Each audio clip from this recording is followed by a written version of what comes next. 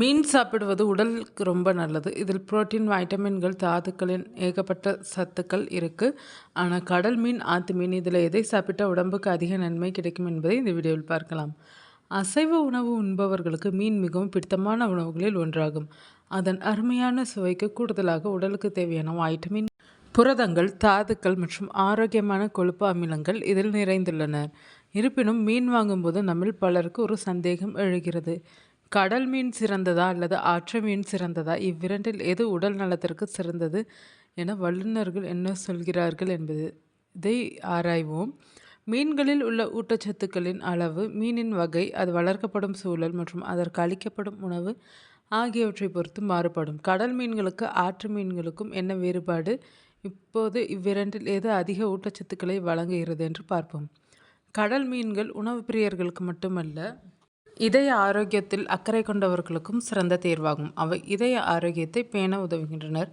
கடல் மீன்களில் ஒமேகா 3 கொழுப்பு அமிலங்கள் அதிக அளவில் உள்ளனர். இவை நமது இதயம், மூளை மற்றும் கண் ஆரோக்கியத்திற்கு மிகவும் நன்மை பயக்கும். தரமான புரதம் மற்றும் தாதுக்கள் இவற்றில் எளிதில் செரிக்கும் புரத சத்தோடு அயோடின், வைட்டமின் டி, கால்சியம் மற்றும் பாஸ்பரஸ் போன்ற தாதுக்களும் நிறைந்துள்ளன.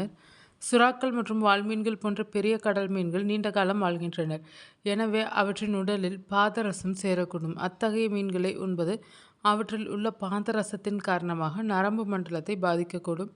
எனவே கர்ப்பிணி பெண்கள், பாலூட்டும் தாய்மார்கள் மற்றும் சிறு குழந்தைகள் பெரிய கடல் மீன்களை தவிர்ப்பது நல்லது. சிறிய கடல் மீன்களை உண்பது பாதுகாப்பானது. நமது கிராமங்களிலும் சந்தைகளிலும் எளிதில் கிடைக்கக்கூடிய ஆற்று மீன் மற்றும் குளத்து மீன்களும் பல ஆரோக்கிய நன்மைகளை கொண்டுள்ளனர்.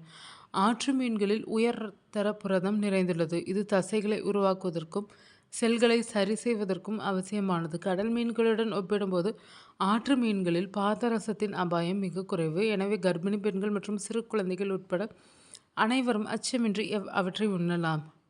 கோரிடாலிஸ் மற்றும் ஃப்ரீம் போன்ற ஆற்று மீன்களையும், பார்பெல் உள்ளிட்ட சிறிய நன்னீர் மீன்களையும் உண்பது உடலுக்கு அதிக அளவு கால்சியத்தை வழங்குகிறது. இவற்றிலும் ஒமேகா 3 கொழுப்பு அமிலங்கள் உள்ளனர். ஆனால் கடல் மீன்களுடன் ஒப்பிடும்போது இதன் அளவு சற்று குறைவாக இருக்கிறது.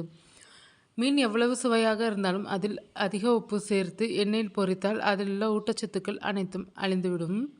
மேலும் அது உங்கள் உடல் நலத்திற்கும் கேடு விளைவிக்கும். அதனால்தான் மீன் சூப்பில் சேர்த்தோ, குறைந்த எண்ணெயில் சுட்டோ அல்லது ஆவியில் வேக வைத்தோ சாப்பிடுவது உங்கள் உடல் நலத்திற்கு மிகவும் நல்லது.